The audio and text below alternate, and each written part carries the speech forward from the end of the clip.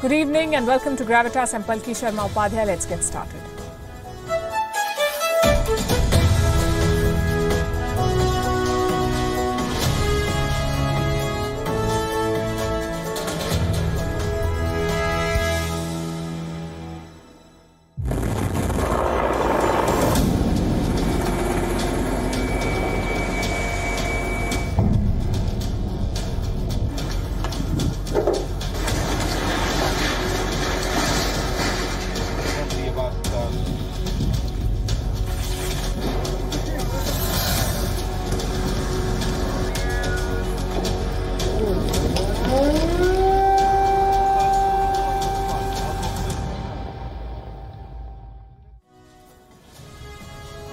Exactly 1 week ago, Russia began its invasion of Ukraine. 7 days later, the fighting has intensified. Russian forces are bombing major cities of Ukraine. Russian paratroopers have arrived in Kharkiv.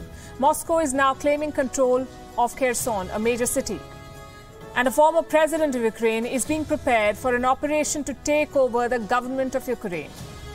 Fierce fighting is underway in 4 cities. They could very well decide the outcome of this war. What do we make of these developments? There is only one conclusion. Russia wants a swift end to this conflict now. Early this morning, US President Joe Biden delivered his first State of the Union address. He has promised to punish Vladimir Putin with his allies. But how far is the West willing to go? Whatever they may decide, the people of Ukraine are going to suffer. More than 800,000 of them have been forced to flee their country. More could be displaced in the days to come. On Gravitas tonight, we'll bring you the very latest from the Battleground.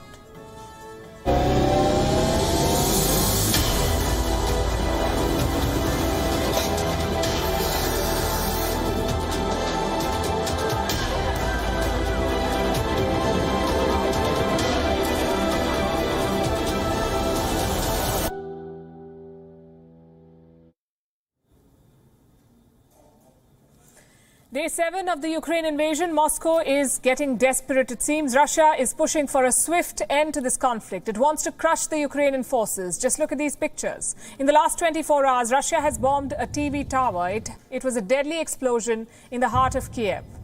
An explosion that put Ukrainian television stations off air. The disruption was temporary. The bombing did not stop after that, though.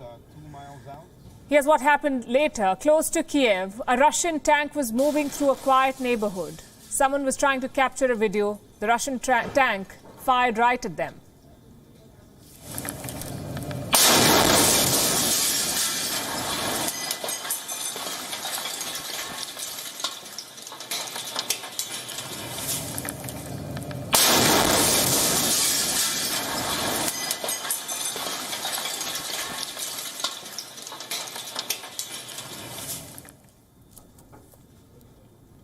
Russia has intensified the bombing of Ukraine. It is also claiming control of a major city. Is Moscow gearing up to install a puppet regime in Ukraine? Russia has co-opted a former Ukrainian president, a president who was always thought to be close to Russia.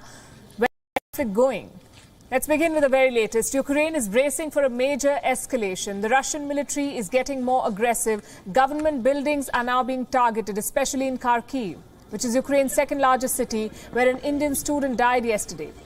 Kharkiv was pounded again today. A barrage of air and rocket strikes destroyed government offices.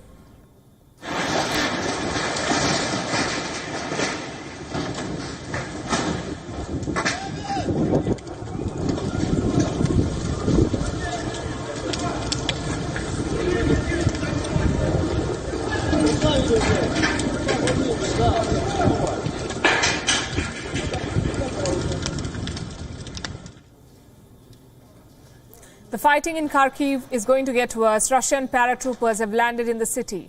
The government of India made an urgent appeal today. All Indians have been asked to leave Kharkiv by 6 p.m. local time. We hope they made out safely. In the south, Russia has claimed control of Kherson. It is right next to Crimea. And this place is of strategic value to Russia. It links Crimea with mainland Ukraine. And from there, the Russian forces can put more pressure on the Ukrainian forces. But Russia's claims are being contested. Kherson's mayor says Russia controls just 2 assets. a railway station and a port. The mayor put up a post on Facebook. It said, "We are still Ukraine, still firm." Ukraine's President Volodymyr Zelensky said Russia is trying to erase his country. It is beyond humanity. This rocket strike proves that for many people in Russia, our Kyiv is absolutely foreign. They don't know a thing about our capital, about our history. But they all have orders to erase our history, erase our country, erase us all. The challenges for Zelensky are growing by the day. Can the Ukrainian state survive the Russian onslaught? Moscow's intent is becoming clear. This invasion is not just about taking territory. The Kremlin also wants to control Ukraine's government. How are they going to do that? By installing a pro-Russian leader. And Moscow is said to have identified the right candidate for this job, the former president of Ukraine, Viktor Yanukovych. Yanukovych is said to be in Minsk right now, the capital of Belarus. He was ousted in 2014, remember, after the violent Euromaidan protests. Yanukovych then fled to Russia. And now Russia plans to bring him back to Ukraine. Reports say Yanukovych is being prepared for a special operation. An attempt could be made to reinstall him as Ukraine's president. And Kiev is taking these warnings seriously.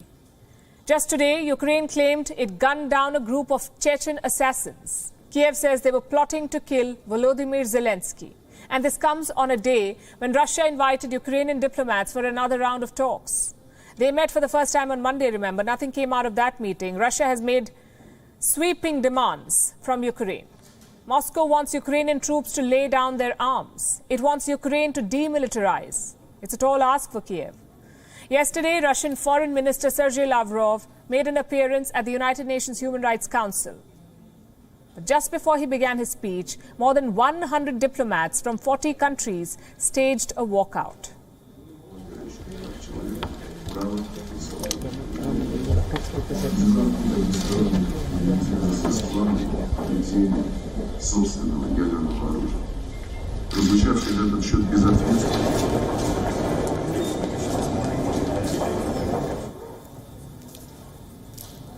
Outside, the diplomats rallied around the Ukrainian envoy to the United Nations Human Rights Council. The support is encouraging, but Ukrainians do realize that they have to arm themselves for the long haul. Kiev is expected to receive more missiles from the West, plus another consignment of Turkish drones.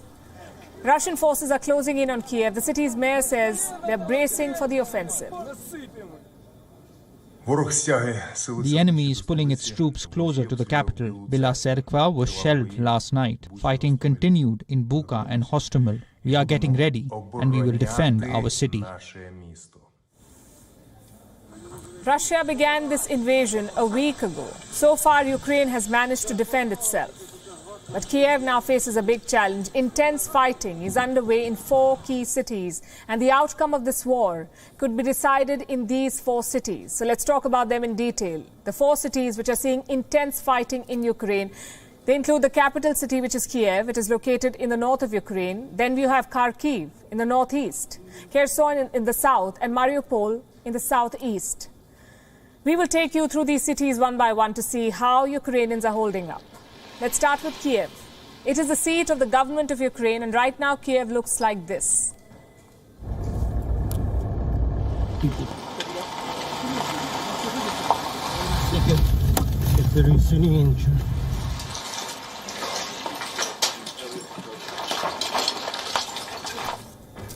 Russian forces have struck a television tower. At least 2 missiles were fired, 5 civilians were killed, and several others were injured.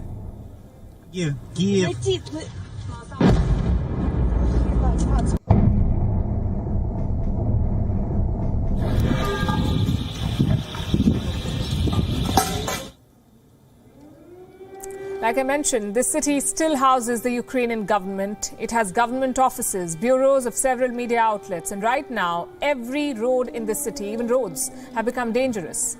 People are being struck by missiles while walking around. This burning tower is a couple of miles from central Kiev. It is located in Babi Yar, which is Ukraine's main Holocaust memorial. 33,000 Jews were massacred here during the Second World War, and now Russia is bombing it in the name of denazification. If you take a short walk from this area, you will find several apartment buildings. This is an area called Irpin. It was once a prosperous suburb.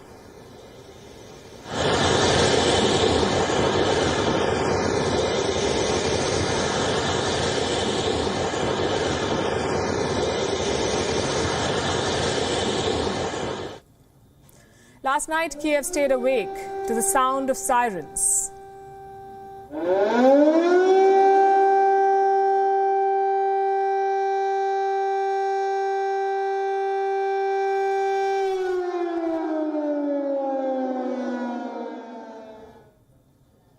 It was no different in Kharkiv. It is Ukraine's second most important city, located some 40 kilometers from the Russian border. Kharkiv has a population of 1.4 million. This city has been on Russia's radar for a while now. Why? Because many of its residents are native Russians. Since our last broadcast, Russian paratroopers have landed in Kharkiv. They were met with fire. Soon street clashes followed. Ukrainian army says the fight is still on. Several iconic buildings in the city were struck too. This is the Kharkiv Freedom Square.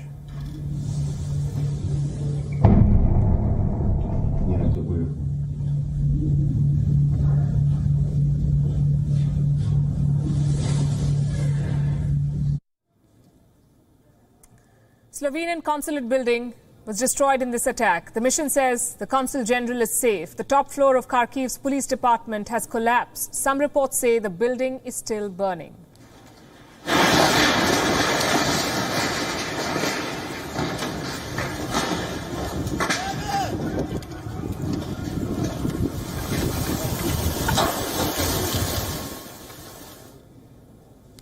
A residential block in the city was also hit, and so was a government building. This is what the building's interior looked like right now.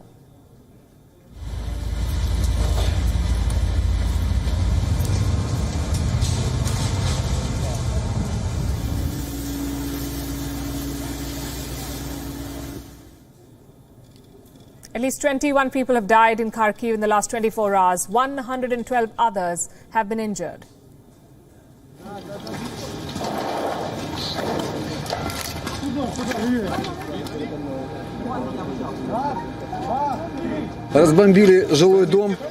They bombed the residential building, hit it with rockets. Many civilians died. I have videos of at least 4 dead people laying on the ground. The dead person is laying next to us. Lavrov and Putin are bandits. They should be brought to justice. We are shelled by Russians. We are all scared. Why us?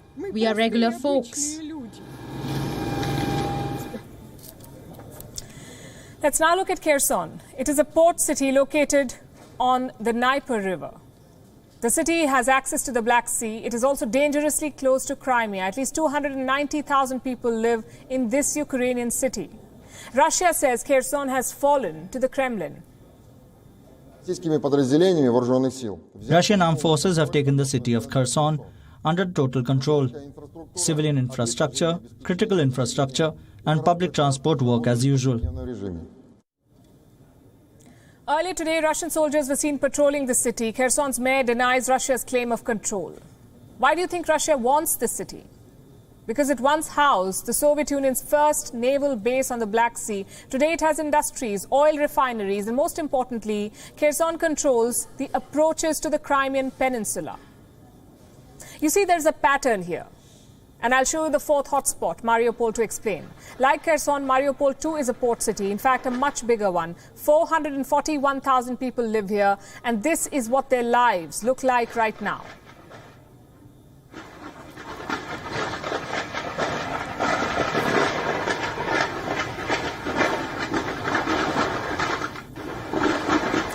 Cannot vouch.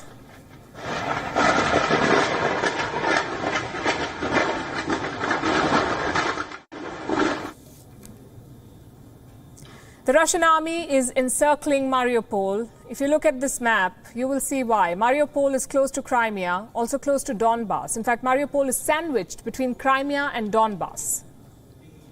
Control of Mariupol gives Russia access to the entire region. It also eases commute from Donbass to Crimea. What's more, Mariupol gives Russia access to the Sea of Azov. But the road to Mariupol is not going to be easy. Ukrainian soldiers in the city say their spirits are high, they remain strong despite the encirclement.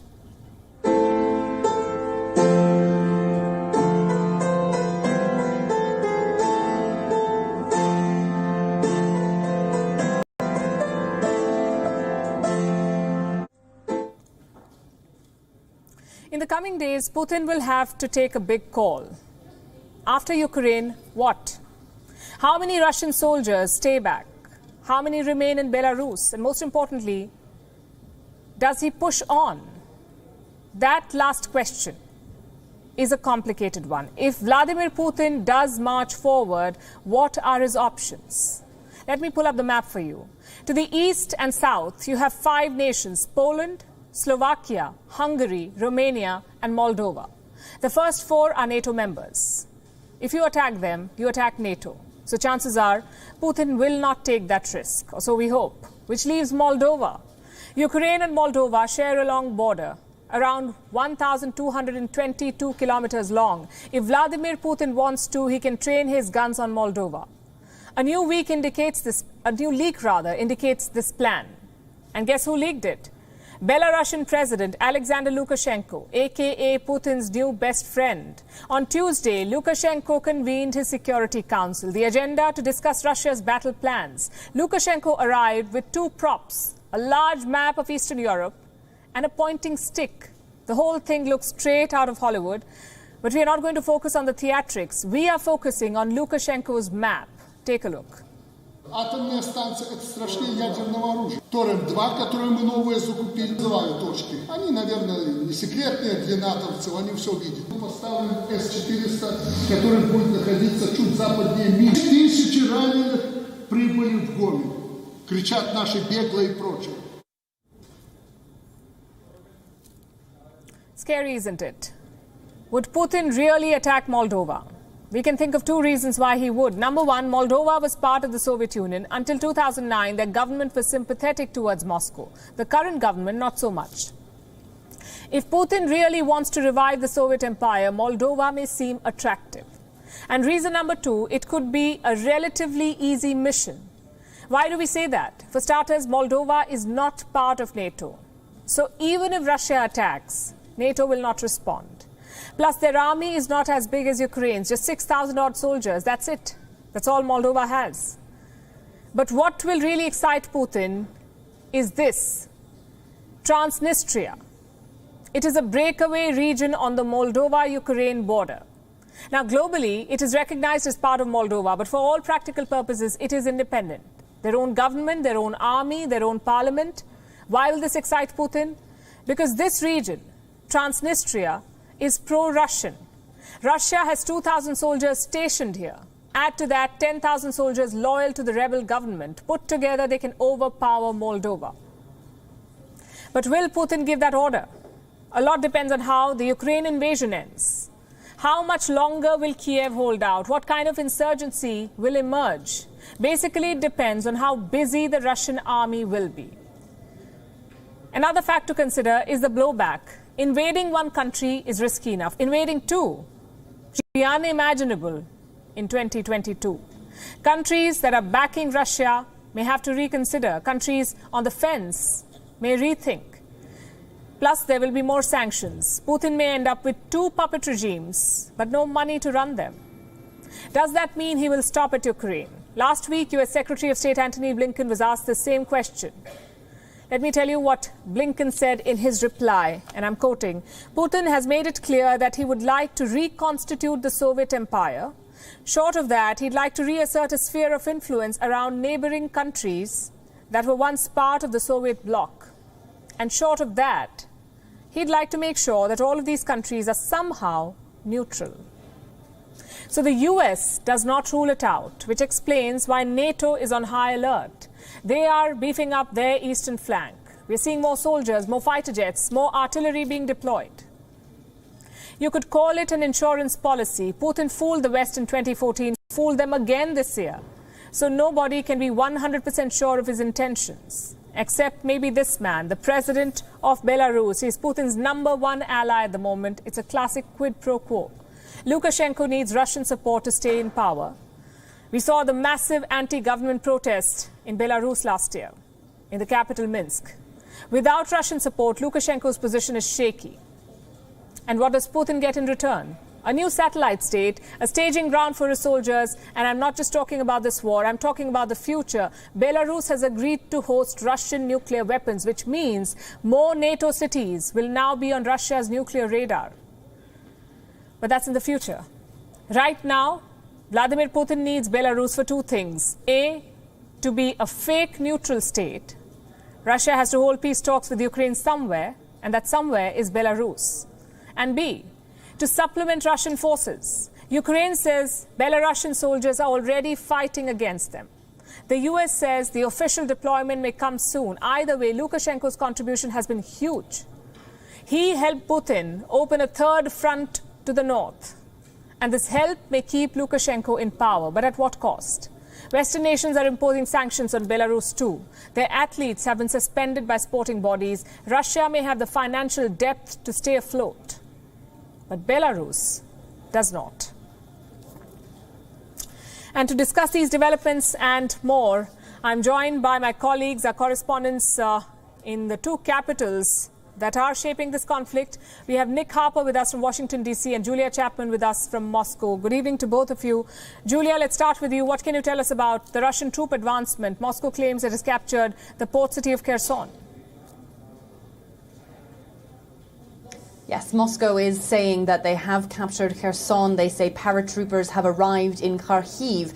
But according to Ukrainian officials, both of those cities remain under Ukrainian control. They have denied that Russia has made any kind of significant inroads in either of those major metropolises. Undoubtedly, Russia is seeing more progress on the southern coast of the Black Sea in southern Ukraine, where they have been joining troops from annexed Crimea with those in the Donbass region, the separatists that have been fighting there for the past 8 years now. They have allegedly, according to state media here in Russia and the Ministry of Defense, joined up somewhere in between and claimed that they have control over most of Ukraine's southern coast at the moment. But Ukraine insists that that is not yet the case, although there has certainly been some progress from the Russians in the south, but much less so than was expected by many military analysts at the beginning of this conflict. Nick, the United States has warned of a second wave of Russian attacks. American officials are now saying that the worst is yet to come from Kiev. Tell us about the current threat perception in Washington, D.C. Absolutely. I mean, that is the big worry, that we haven't seen the worst of it. US military intelligence pointing to this huge line of trucks, this military convoy stretching some 40 miles, heading towards the Ukrainian capital from Belarus. The big fear is that if all of them get over the border and head towards the capital city, there will be significant damage, but also potentially significant loss of life, because there are many civilians still in the capital city and in other major cities across Ukraine. The US saying that Russia is targeting places that are populated by civilians, not just going after military targets. There is this real concern that we haven't seen the worst of the fighting yet, and the Pentagon warning that President Putin still has considerable firepower at his disposal, firepower that he hasn't yet chosen to use. There are also reports, Nick, of Moscow planning to proclaim Viktor Yanukovych as Ukraine's next president. The president of the U.S. Delivered his State of the Union address today. He announced a host of new sanctions against Russia. Is there any indication that if the Russian escalation goes beyond Ukraine, the West may move beyond sanctions? Well, there certainly is. I mean, that has been the line of the United States up until now, that if this conflict moves outside of Ukraine, specifically if it moves into NATO territory, the US and NATO will defend every inch of that NATO territory. That is what the US president has been telling us so far. So if it were to spill into a country like Poland, NATO would be ready to respond. But the United States is also saying that it is ready to respond with more sanctions. In the State of the Union speech, President Biden announced the banning of Russian aircraft over US airspace. It also means that Russian airliners cannot land or take off from US soil. Canada's already done that. The European Union has already done that as well. But the White House signalling off the back of the State of the Union speech that they are still prepared to go after the Russian oil and gas sector. It's something that they've held back on so far. The fear is that if they were to do so, it would only worsen the supply chain problems we're already seeing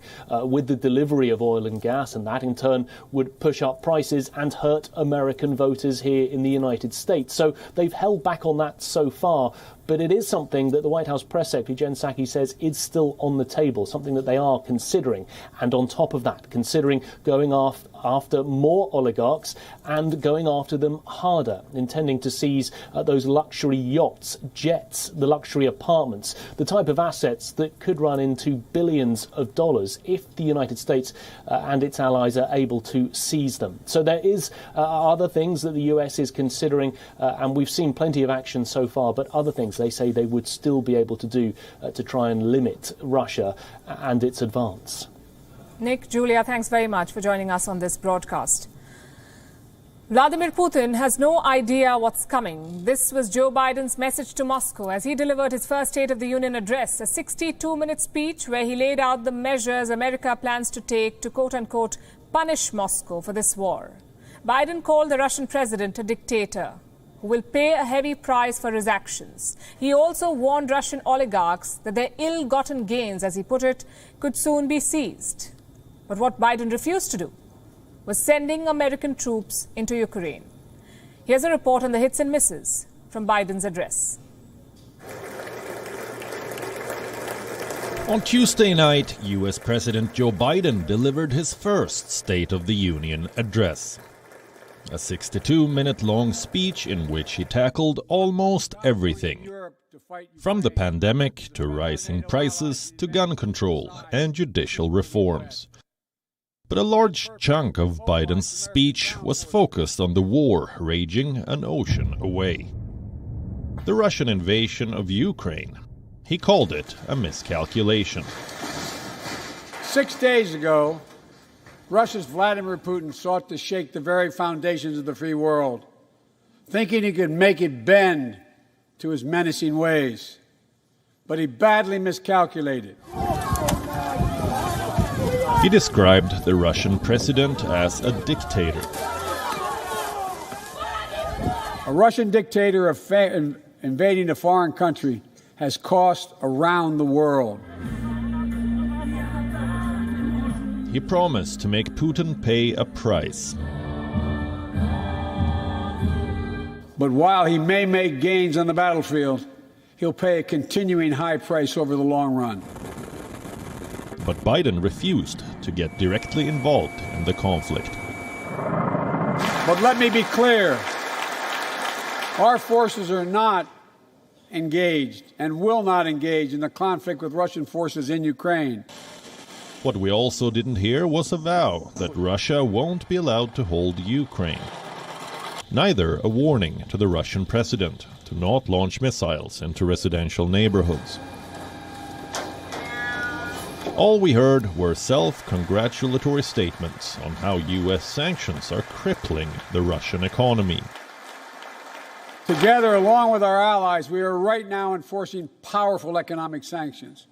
We're cutting off Russia's largest banks from the international financial system, preventing Russia's central bank from defending the Russian ruble, making Putin's $630 billion war fund worthless. And to make this war fund even more worthless, Biden announced some additional sanctions, like banning Russian planes from American airspace and forming a task force to target Russian oligarchs.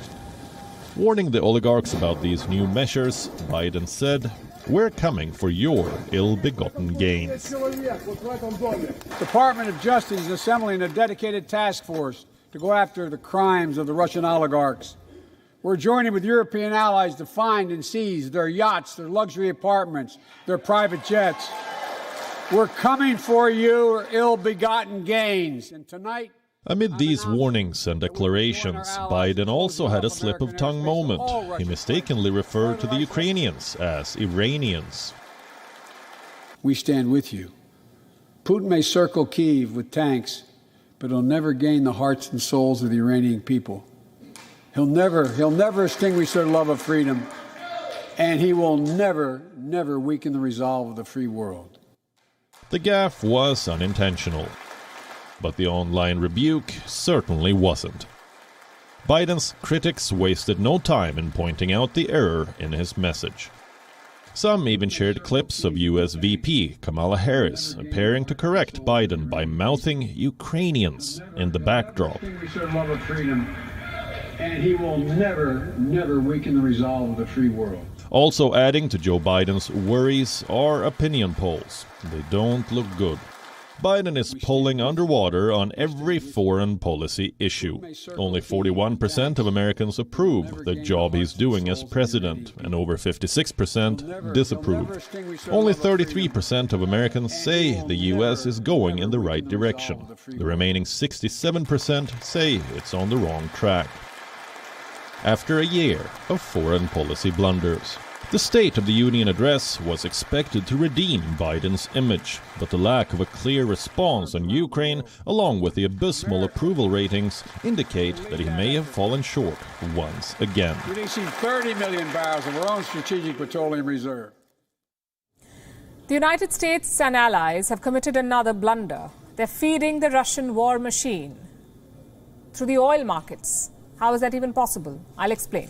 First, I want you to look at the global oil prices. Today, Brent crude breached the $100 mark. Brent crude is the global benchmark for oil prices. Today, the price of one barrel crossed $113. It's the highest since 2014.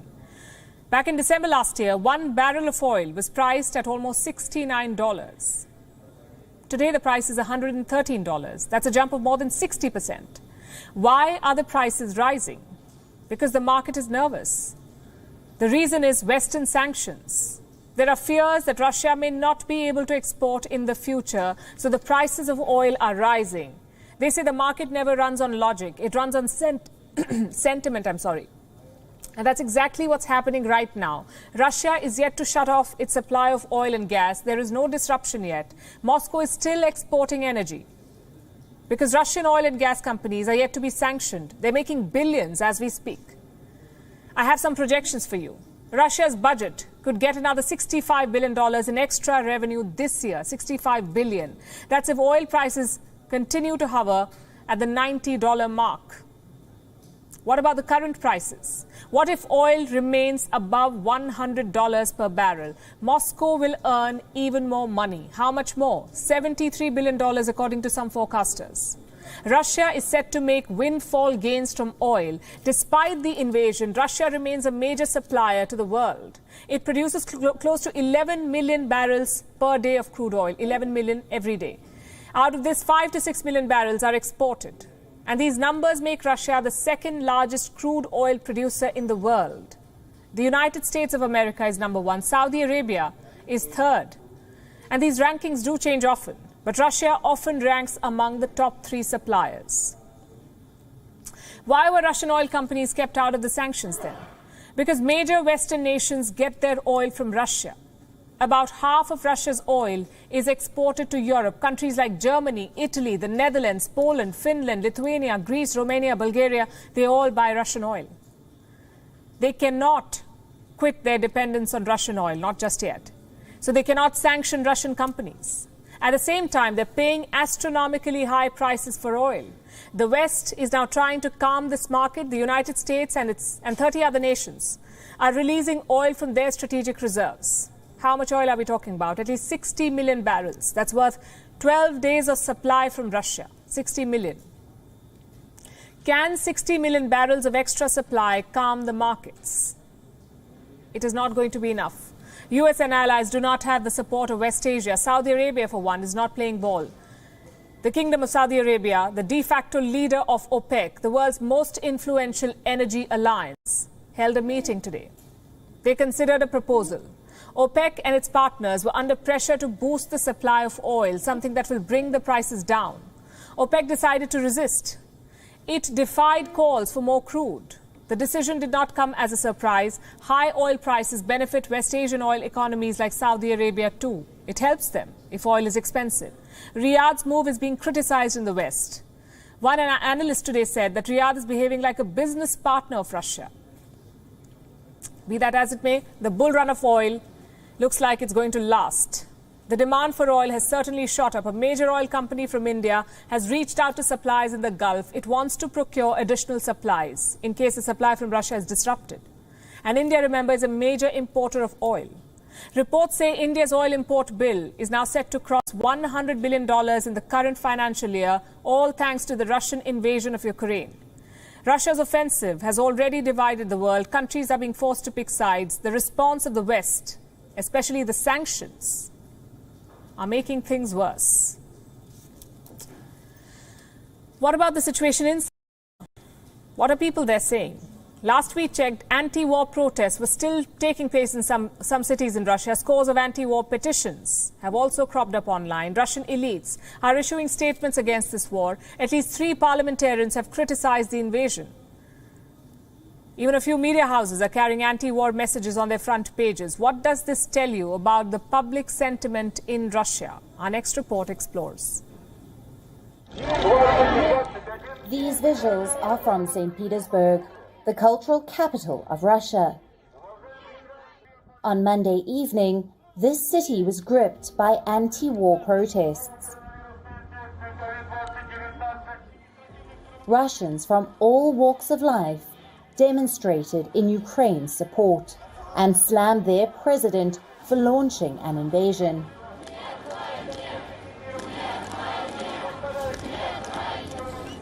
These people are not alone. In the last 1 week, similar protests have erupted in Moscow, Novosibirsk, Yekaterinburg, and several other Russian cities. They've all been met with a severe crackdown. Over 6,400 people have been arrested. Police vans now stand at every major intersection, and riot-ready cops are menacing the sidewalks. Moscow is trying its best to end these protests, but they're only spreading. Scores of anti-war petitions have cropped up online. Some have even received more than 1 million signatures. The signatories include Russian academics, artists, journalists, economists, even a few oligarchs, like billionaire Mikhail Friedman, the founder of Russia's largest private bank and one of the richest men in the country. Last Friday, he issued this statement calling for an end to this war. "I am convinced that war can never be the answer. This crisis will cost lives and damage 2 nations who have been brothers for hundreds of years. I really believe that this madness should stop as fast as possible." Joining Friedman in opposing the war are a host of other influential Russians, like steel magnate Alexei Mordashov, businessman Oleg Deripaska, and Tinkoff Bank founder Oleg Tinkov. Then we have parliamentarians. At least 3 members of Russia's State Duma have criticized their president for invading Ukraine. This includes Mikhail Matveyev, who put out a tweet last week saying he voted for peace, not war. Last we checked, the tweet had been deleted. Risking the wrath of Russian authorities are also certain media organizations, like the publishing group VK Media. On Tuesday, it carried an anti-war message on the front pages of all its editions. In English, the message reads, "This madness must be stopped." These rare sounds of dissent from Russian elites and media houses signal the widening fissures among Russian voices. They reveal that public sentiment in Russia is not entirely in favor of this ongoing war, only if public sentiment could drive national policies. Bureau Report, WION, World is One.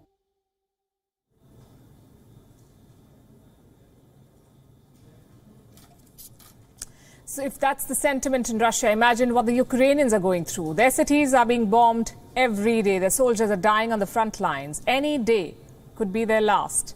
Ukrainians are frustrated and helpless. Frustrated because their so-called allies are not 100% committed, and helpless because their pleas are falling on deaf ears. This next exchange sums up both emotions. It happened in Warsaw, Poland. British Prime Minister Boris Johnson was visiting the city. His mission was to bolster NATO defences. Listen to what a Ukrainian activist said to him. Because you are afraid. Because NATO is not willing to defend. Because NATO is afraid of World War III. But it is already started. And these are Ukrainian children who are there taking the hit. You're talking about more sanctions, Prime Minister, but Roman Abramovich is not sanctioned. He's in London. His children are not in the bombardments. His children are there in London. Putin's children are in Netherlands, in Germany, in mansions. Where are all these mansions seized? I don't see that. I see that my family members, that my team members are saying that we are crying. We don't know where to run. This is what is happening, Prime Minister. How do you respond to that? The West says it is imposing maximum sanctions, but Putin's soldiers are still on the march. In fact, the bombing has escalated. So what exactly have the sanctions achieved? They may cripple the Russian economy in the next couple of months, but by then Ukraine may well be under Russian control. By then hundreds of Ukrainians will be dead. The fact is these sanctions are a punishment. If the West wanted Putin to be deterred, they should have acted earlier, cut off the Russian war machine, armed Ukrainians better. Instead, they just threatened sanctions for the longest time. But coming back to what happened in Warsaw, take a look at how Boris Johnson responded. Thank you very much for your questions, and thank you for getting here today. And I'm glad that you have been able to get here. And look, I just want to say that I'm acutely conscious that there is not enough that we can do as the UK government to help in the way that you want. And I've got to be honest about that. Let me translate that for you. We have done all we can, now you're on your own. Is that really true? Has the West really exhausted all its options? On the face of it, yes. Their sanctions are direct and biting. We are already seeing the effects on the Russian economy. The ruble could soon be a piece of paper. The Moscow exchange has not opened for 3 days now. So the pain is certainly real. But could more have been done? The answer is yes. The US, for instance, has not sanctioned Russian gas. They have banned Russian flights. They have sanctioned Putin and his foreign minister. They have kicked Russia out of sporting events, but they're still buying Russian gas. What does that tell you? That America's help comes with a caveat. No blowback on US markets. Now, I know what you're thinking. Why should Americans pay for Putin's war? Why should the US sacrifice its economy for Ukraine? Well, consider this. America wants Ukraine on their side. They see Ukraine as a future NATO member, which means Washington sees Ukraine as a core strategic interest. And if that is the case, you must make sacrifices. Same with Europe. They cancelled Nord Stream 2, but not Nord Stream 1. Energy is Russia's biggest economic asset, and Europe continues to buy it. Also, military support. On Sunday, the European Union had promised fighter jets for Ukraine. Their leaders would not stop talking about it. Listen to this. And certainly, we are going to provide, we are going to supply arms, fighters. We are going to provide even fighting jets. We are not talking about just ammunition. Sounds aggressive, doesn't it? Well, guess what? Ukraine is still waiting for those fighter jets. In fact, some reports say the plan has been dropped now. And this sums up Western policy. Tall promises, powerful words, but very little action. The fact is, the West could have done a lot more. The sanctions could have come sooner. The military aid could have been stronger. The diplomacy could have been better. Instead, they gambled with Ukraine's fate. We're wrapping the show, but our coverage of the war in Ukraine continues on WION, leaving you with Gravitas images. Thanks for watching.